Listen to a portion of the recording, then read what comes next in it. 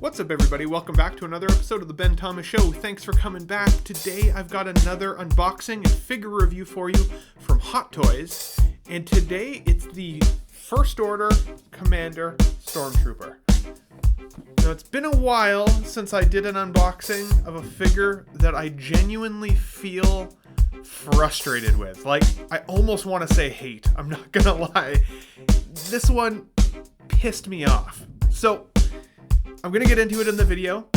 If you guys like the video, make sure you hit the like button for me, leave me a comment below, smash the subscribe, and let's get into it.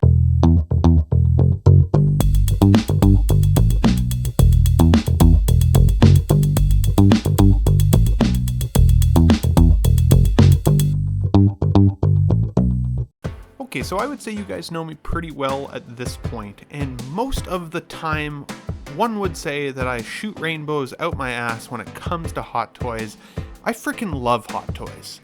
And when I had the opportunity to make a trade for this figure, I actually traded my Black Series Mandalorian helmet for this figure. Now, in fairness, I was finding it hard to find a place in my collection for the helmet. And I thought, why not get another Hot Toys in my collection? I like Stormtroopers, and I like seeing the evolution of the Stormtrooper, and that's what I get out of the First Order figure, right? At least so I'm thinking. The box art here, it's pretty. The figure itself presents well when you open up the box, and you can see it in the clamshell like this. You see, he comes with a decent amount of accessories. The figure himself looks pretty good, I would say, in this type of, let's call it museum-esque pose. But immediately, as soon as I have this thing in my hands, I'm noticing some challenges. So let's stand them up here and take a better look. So first off, I honestly feel like the helmet is oddly oversized. Like, when I compare this to my original Stormtrooper that I have, the proportions seem better on that figure. Now, this body is definitely bigger than the other Stormtrooper that I have, that classic version. And that's okay. I know that Hot Toys are upscaling their bodies a little bit. But damn, are some of the materials looking to be a bit of a concern. This joint at the back of the knee with this rubber, like, that's about the most flexibility I can get without this crazy bunching underneath the armor plating. Now, naturally, if it was a bunching of a material, I'd be a little bit less concerned because I wouldn't be too concerned about ripping or tearing necessarily, as long as you're kind of doing it within reason. But the rubber style gasket material here, in combination with that pleathery material around the crotch, is absolutely prone to fail, especially if you are somebody who likes to try and pose your figures. And I'm not talking crazy dynamic poses with this guy. You can already tell there's almost no flexibility at all.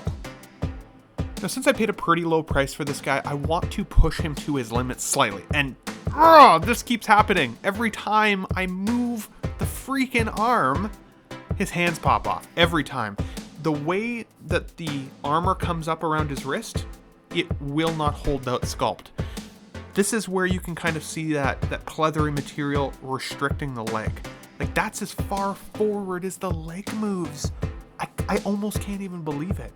Like, I get it that these are supposed to be kind of museum grade figures, but they're also meant to have points of articulation. And while I get it that the character design restricts Hot Toys, right? Hot Toys needs to make it look real. They didn't necessarily guarantee that it's going to be able to move like a real person. I get that. But, like, this is weak sauce. This is the worst posing I've ever been able to see out of a first kind of in-hand feel of a figure.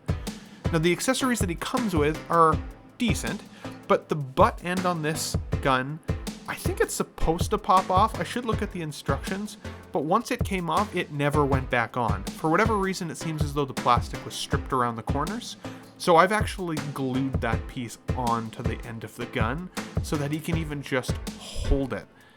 The detailing of the gun is cool, and I like that it has that moving mechanism at the front for an extra hand-holding grip, but the figure can't reach both grips because of his limited flexibility. So it feels like a pointless accessory that ends up just being kind of wonky in his hands. The gun, or the pistol here, is similar. It fits in some of the hands, but depending on the pose you're trying to pull off, it'll pop the hand off because of the way it's constructed.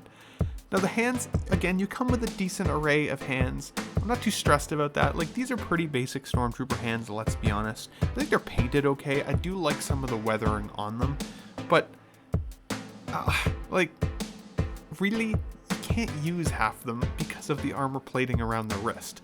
It does come with the trigger pulling hands at least, so that for the guns, it has an appropriate hand. But again, when you try and pose them, which I'll show you guys in a bit here, they just fail. The strap here, that does go over the shoulder, it looks like, based on the instructions. I'm probably not going to put it there. I think it looks a little wonky. One improvement that they did make with the First Order Stormtrooper is that the canister on the back of the figure doesn't come off like it does with the original release, so I do appreciate that. This accessory, the binoculars, actually I think are the best accessory in the box. You can see that it's got what looks like a glass lens on them. They fold up really nicely. All of that looks really good, and I like the detailing and the paintwork on it. Again, my complaint here is that the figure is incapable of holding this up to his helmet to look like he's actually looking through it. So in a couple moments here, I'm going to take you guys through a couple of poses that I was able to pull off, just so you can have a kind of an understanding of what I was able to achieve, but wow, was I getting frustrated. Lastly, it does come with this cool looking base. You know, the nameplate on the front, it's basic, it's kind of just a sticker, but it's a crotch grabber, it's not a dynamic pull, so clearly they do not really intend for you to make very dynamic posing with this guy. Now, here are a couple of the poses that I kind of pulled out of my ass to try and show you guys some cool stuff. And I'm no professional poser, don't get me wrong. I recognize there are better posers out there in 1/6 scale than me. I don't hate this. I think that they look pretty solid. In terms of a Stormtrooper, I can see it. I can definitely see it. But again, with some of the limited flexibility and some of the way that the armor plating is constructed, every time I seem to move the figure, a hand pops off. Every time, just like this. Every time. Every time I move the foot, the feet pop off. Every time I touch the gun, the hand comes off again. And so I got into this repetition where just to like pull off a pose like that, I would literally have to move one hand at a time, place it in the hand, slide it around just to maneuver it, and this is as close as I got to him looking through his binoculars. That's the best posability I could get out of his arms. Now, I got this guy because I thought it might be cool to have a Stormtrooper being tossed across the room or some kind of fight scene. The base I'm using is from my Mandalorian figure with a dynamic flight pull, because this guy doesn't come with one. So this figure base is not from this figure, it's from the Mandalorian. The reason I'm using it was because I wanted to, again, give this guy to Darth Maul. I wanted Darth Maul to be able to have a Stormtrooper to look like he's picking up because he did something wrong, he fucked up, he looked through his binoculars and something went sideways and Darth Maul's not appreciating it. And so he's picking him up with the Force, he's bringing him kind of forward towards us, as we can see here, and then he's going to get ready to toss him through the room, which is going to be pretty badass. Now, because of the restricted posability, this is as close as I could get the elbow to bend and have the hand up to the neck. So you get kind of the ideal with the pose, but it definitely requires some trickery with the camera and some imagination, let's be honest. It was easier to make him look like he's being thrown than choked. So if you guys are considering this figure, just be mindful. This type of thing where the hand and the gun pops off constantly, the feet pop off constantly, the restricted posability around the armor served to really test my patience. And I commonly found myself leaving the trooper in positions like this without a hand on, just to try and squeeze it on long enough for a photograph. But I definitely caution anybody who's either not very patient or just gets easily frustrated with figure posing, because it's easy to break this guy or tear something or rip the materials or just watch his hands constantly roll across the desk while you're trying to get something cool out of it. It was frustrating.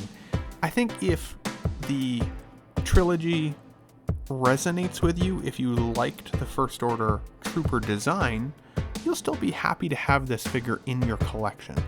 But to quote my buddy Marco over at 16fix, talk about a bargain bin bros figure, this is solidly in the bargain bin, or it's a no buy for me. I mean, I got this guy for pretty close to nothing, so I'm okay with it. But when I compare him to this original Stormtrooper on the left, I mean, it is night and day.